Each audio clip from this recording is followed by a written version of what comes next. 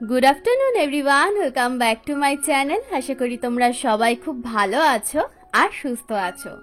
বাজে এখন ঘড়িতে 5টা মতন, আর এখন থেকে ভিডিওটা আমি শুরু করলাম। এতদিন তোমরা আমার মর্নিং রুটিনটা দেখতে পেয়েছো, মানে সকালবেলা থেকে দুপুরবেলা পর্যন্ত।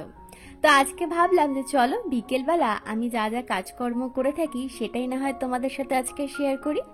তবে বিকেলবেলা কিন্তু আমার সেরকম কোনো কাজবাজ থাকে না বললেই চলে। ঘুম থেকে উঠে পড়েছি, কোনো কোনো দিন দুপুরবেলা ঘুমাই, আবার কোনো কোনো দিন দুপুরবেলা কিন্তু ঘুমাই না। যাই হোক, ঘুম থেকে উঠবার পর প্রথম যে কাজটা থাকে সেটা হলো মুখে চোখে জল দাও। তারপর বাইরের দরজাটা খুলে একটু মাথাটা আঁচড়ে নিয়ে তারপর ফ্রেশ হয়ে এই জায়গাটায় একটুখানি হাঁটাহাঁটি করি। আসলে সারাদিনই কিন্তু এখানে হাওয়াটা চলছে, তবে দুপুরবেলা যেহেতু গরম, মানে রোদটা থাকছে, হাওয়াটা গরম লাগে। তবে বিকেলবেলা এই হাওয়াটা কিন্তু ভীষণ শান্তি লাগে। তো সে কারণের জন্য বিকেলবেলাটা একটুখানি হাঁটাহাঁটি করে নিই।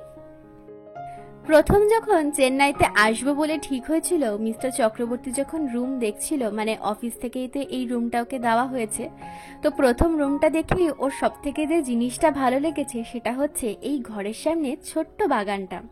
আমি তো তখনও দেখিনি রুম, আমাকে তখন ফোন করে বলতো যে ঘরের সামনে যেখানে আমরা থাকবো একটা ছোট্ট সুন্দর বাগান আছে, আশা করি তোমার ভালো লাগবে। তো সত্যি কথা, যখন এসছিলাম প্রথম দেখে ভীষণ ভালো লেগেছিল। আর এখানে দেখো একটা লাউ গাছ হয়েছে, আর তাতে কিন্তু ফলও ধরেছে। আবার জানো তো, আমাদের ছাদের সিঁড়িটার পাশে একটা আকন্দ ফুলের গাছও হয়েছে, বেশ অনেক বড় হয়ে গেছে, গাছে কিন্তু এখন ফুলও ফোটে। তো যাই হোক, এখন দেখো ঘরে চলে এসেছি, আর ঘরে এসে এখন যে কাজটা আছে সেটা হচ্ছে ট্রলি থেকে একটা ভালো জামা বের করা। তোমাদের তো আগেই বলেছিলাম যে ভালো সমস্ত জামা কাপড় আমি কিন্তু ট্রলিতেই গুছিয়ে রেখে দিই। বাড়ি থেকে আসবার পর একটু একটু করে সমস্ত জামা কাপড় কিন্তু আমার কাচাকুচি হয়ে গেছিল। তারপর সব জামা কাপড় আয়রন করে, মানে ভালো জামা কাপড়গুলো আয়রন করে আমি কিন্তু আবার সুন্দর করে ট্রলিতে গুছিয়ে রেখেছি। তো তোমাদের তো বলাই হলো না এখন কেন ট্রলি থেকে জামা কাপড় বের করছি। আসলে মিস্টার চক্রবর্তীর কয়েকদিন ধরে অফিস থেকে কিন্তু তাড়াতাড়ি ছুটি হয়ে যাচ্ছে, মোটামুটি 6:30 7টার মধ্যে। তো আজকে দুপুরবেলা ফোন করে আমাকে বলল যে চলো আজকে একটা জায়গা থেকে ঘুরে আসি। তো কোথায় যাব?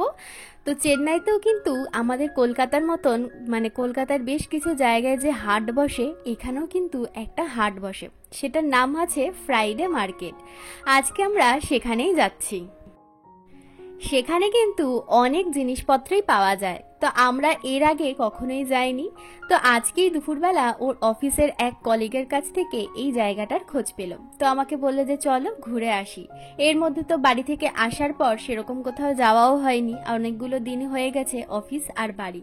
তো চলো আজকে বিকেলবেলা যখন তাড়াতাড়ি হয়ে যাচ্ছে, তুমিও তাড়াতাড়ি রেডি হয়ে চলে আসো আমার অফিসের সামনে। তো আমিও সেই কারণের জন্য তাড়াতাড়ি একটুখানি জামা কাপড়টা বের করে নিলাম। তো বের করে নিয়ে এখন চলে যাব সন্ধ্যাটা দিতে। তো সন্ধ্যাটা দিয়ে নিয়ে তারপরে রেডি হয়ে 6:30টার মধ্যে কিন্তু আমাকে বললো বেরাতে। আর এখানে দেখতে পেয়েছো ট্রলি জামা কাপড়গুলো কিন্তু আমি সুন্দর করে ভাঁজ করে গুছিয়ে রেখেছি, আর ট্রলিতেই আমার মেকআপের জিনিসপত্রগুলো রেখে দিয়েছি, কারণ বাইরে তো এখন আর মানে সেটা ব্যবহার করা হবে না। তো ভাবলাম যে বাইরে রেখে দেবো, তার থেকে থাক ট্রলিতেই থাক, যখন কোথাও মানে দরকার পড়বে ট্রলি থেকেই বের করে নেব। তো সেই কারণের জন্য ট্রলিতেই দেখো জামা কাপড়ের সাথে মেকআপও কিন্তু রেখে দিয়েছি। তবে আবার অনেক কিছু বাড়িতে রেখেও এসেছি, কারণ যেগুলো এখানে লাগতো না, ভেবেছিলাম লাগবে কিন্তু এখন তো আর লাগে না। তো সেই কারণের জন্য সেই সমস্ত কিছু বাড়িতেই কিন্তু গুছিয়ে রেখে এসেছি। আসলে এটাই হয়, কোথাও গেলে না বোঝা যায় না যে কোন জিনিসটা লাগবে আর কোন জিনিসটা লাগবে না। তো এটাই হয়েছিল আমাদের সাথে। প্রথম যখন এখানে এসেছিলাম সব জামা কাপড় নিয়ে এসেছিলাম, তারপর যখন এখানে থাকতে থাকতে বুঝতে পারলাম যে অর্ধেক জামা কাপড় আমরা ব্যবহারই করি না। তো সেই সমস্ত কিছু আজ আর মানে এইবার যখন বাড়িতে গেলাম সেই সমস্ত কিছু কিন্তু আমি রেখে এসেছিলাম, সেটা তোমাদের সাথে শেয়ার করেছিলাম। তো যাই হোক, ওগুলো সব রেখে এসেছি, এখন আমাদের অনেক কিছুই হালকা হয়ে গেছে। তারপর দেখো সন্ধ্যা দিয়ে আমি কিন্তু এখানে পুরোপুরি রেডি হয়ে গেছি, তবে যে টপটা বের করেছিলাম সেই টপটা আর পরা হলো না। তো একটু সেলাইটা ওটাখানে খুলতে হতো, তারপর দেখলাম যে এই টপটা নিচে রয়েছে, মানে যেটা শাশুড়ি মা আমাকে দিয়েছিল।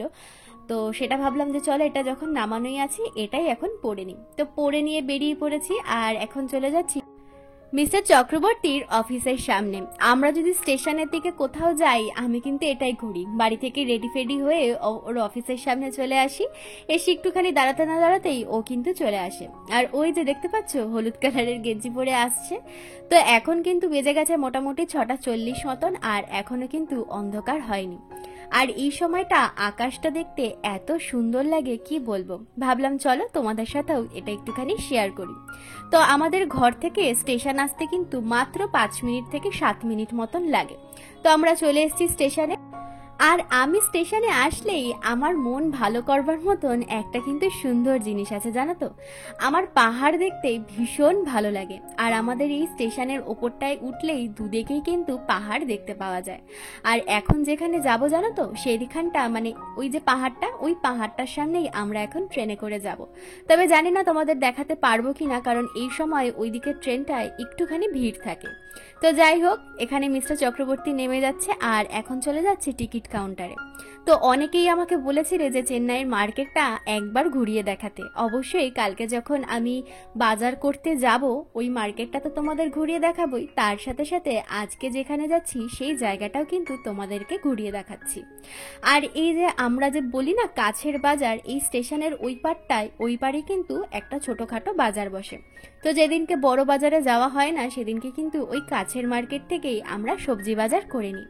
তো যাই হোক, এখানে আমাদের টিকিট কাটা হয়ে গেছে আর আমরা ট্রেনের জন্য অপেক্ষা করছিলাম। এখানে একটা ভালো জিনিস কি বলতো, 2 থেকে 3 মিনিট ছেড়ে ছেড়ে ট্রেন কিন্তু অ্যাভেলেবেল, এবং ট্রেন সবসময় কিন্তু ভিড় থাকে না। তবে সন্ধেবেলায় এই যে দিকটায় আমরা যাচ্ছি সেই দিকটায় একটু ভিড় থাকে। তো যাই হোক, ট্রেন দেখো ঢুকে পড়েছে। আর ট্রেনটা ঢুকতেই দেখতে পেলাম ভিড় কিন্তু সেরকম একটা নেই, মোটামুটি খালিই আছে। তো যাই হোক, ট্রেনে উঠে পড়েছিলাম। তো যেদিকে পাহাড়টা দেখা যায় সেদিকে না অনেকটাই লোকজন ছিল, তো সেই কারণের জন্য তোমাদের সাথে মানে শেয়ার করতে পারলাম না সেই স্টেশনটা। তো যখন যাব বাড়ির দিকে তখন চেষ্টা করব তোমাদের সাথে শেয়ার করবার। তো যাই হোক, যে স্টেশনে যাওয়ার কথা ছিল সেই স্টেশনে চলে এসেছি। আর নেমে বললো স্টেশন থেকে মাত্র 5 মিনিট মতন লাগে সেই মার্কেটটায় পৌঁছাতে। তো যাই হোক, ভেতর থেকে আমরা যাচ্ছিলাম, যেতে যেতে কিন্তু মার্কেটটা চলেই এসেছে। তো এবার বলি মার্কেটে কি কি পাওয়া যায়। এখানে যেরকম সবজি বাজার পাওয়া যায়, সেরকম ভাবে কিন্তু ঘর সাজানোর নানান রকমের জিনিস পাওয়া যায়। সেটা তোমরা ভিডিওটা পুরোটা দেখলেই বুঝতে পারবে। মাছ থেকে শুরু করে সবকিছুই আস্তে আস্তে তোমরা পুরো ভিডিওটা স্কিপ না করে যদি দেখো, তাহলে সবকিছুই দেখতে পারবে এখানে কি কি পাওয়া যায়। আর তার সাথে যেটা সব থেকে ইউনিক লেগেছে আমার কাছে, সেটা হচ্ছে সেকেন্ড হ্যান্ড জিনিসেরও কিন্তু এখানে হাট বসে। মানে ধরো নতুন কেউ চেন্নাইতে আসলো, কিছু জিনিসপত্র কিনলো, এবং তারা যখন চলে যাবে এই হাটে তারা কিন্তু জিনিসটা বিক্রি করে দিয়ে যায়। এবং বিক্রি করবার পরে এরকম অনেক মানুষ আছে যারা কিন্তু সেই সেকেন্ড হ্যান্ড জিনিসগুলো কিনে নেয়।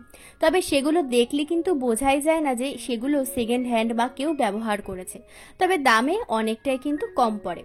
তো এরকমই আমরা শুনেছিলাম যে এখানে ফ্রিজ বলো, ওয়াশিং মেশিন, তারপর অনেক রকম ইলেকট্রনিক্স জিনিস, আলমারি, খাট সবকিছুই পাওয়া যায়। তো এটা জানবার পর আমাদের একটুখানি কিউরিসিটি হলো যে চলো গিয়ে একবার দেখিয়ে আসি কিরকম মার্কেটটা। আর সেই কারণের জন্যই কিন্তু আজকে এই মার্কেটে চলে আসা আমাদের। তো দেখতেই পাচ্ছ সবজি বাজারটা তোমাদের সাথে শেয়ার করতে পারলাম না, তার কারণ সবজি বাজারটা সকালবেলা থেকে কিন্তু আপ টু 8টা 8:30 পর্যন্ত বসে। তবে সেই জায়গাটায় না কোনো লাইট পোস্ট নেই, অন্ধকার। তো জায়গায় দোকানে দোকানে আর কি লাইট লাগানো, তো সেই জায়গাটা বেশ অন্ধকার। তো সেই কারণের জন্য সবজি বাজারের জায়গাটা তোমাদেরকে দেখাতে পারলাম না।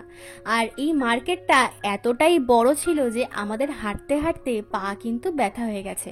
আর ঘুরে দেখেছি প্রায় 7:30টার সময় আমরা পৌঁছেছি, 9টা পর্যন্ত আমরা মার্কেটটাই কিন্তু ঘুরে দেখেছি। ফিরতে ফিরতে অনেকটাই দেরি হয়ে গেছে। এখানে দেখতেই পাচ্ছ জায়গায় জায়গায় আবার কয়েক জায়গায় ফলও নিয়ে বসেছে। কাঁঠাল কিন্তু এখানে প্রচুর দেখলাম, বিশাল বড় বড় সাইজের কাঁঠাল বিক্রি করছে। তার সাথে সাথে রয়েছে শুটকি মাছও। কি নেই এই মার্কেটটায়, দেখে তো আমি ভীষণ অবাক হয়ে গেছিলাম। আর সত্যি কথা বলতে কি বলতো, আমি না কোনোদিনও হাট বসাটা দেখিনি, মানে হাটে কি কি পাওয়া যায় না যায় আমি কখনো দেখিনি। আমার মামার বাড়ির এলাকাতে শুনেছিলাম হাট বসে, এখনো বসে, আমার পিসির বাড়ির সামনেও কিন্তু হাট বসে, কিন্তু কখনোই সেটা দেখবার সুযোগ হয়নি। তো ওই কারণের জন্য আরো বেশি এক্সাইটমেন্ট ছিল যে চলো হাটে কি কি হয় সেটা একটুখানি দেখবো। তো এসে দেখে তো আমি পুরোই অবাক, এত জিনিসপত্র বসেছে একবারে, আর পরপর লাইন দিয়ে দোকানগুলো। এখানে কাচের বাটিগুলো বিক্রি হচ্ছিল জানো কত টাকায়? মাত্র 10 টাকা করে এক একটা বড় বড় কাচের বাটি বিক্রি হচ্ছিল। তো আজকে কিন্তু সেরকম আমরা কিছুই কেনাকাটা করিনি, আজকে দেখতে এসেছিলাম।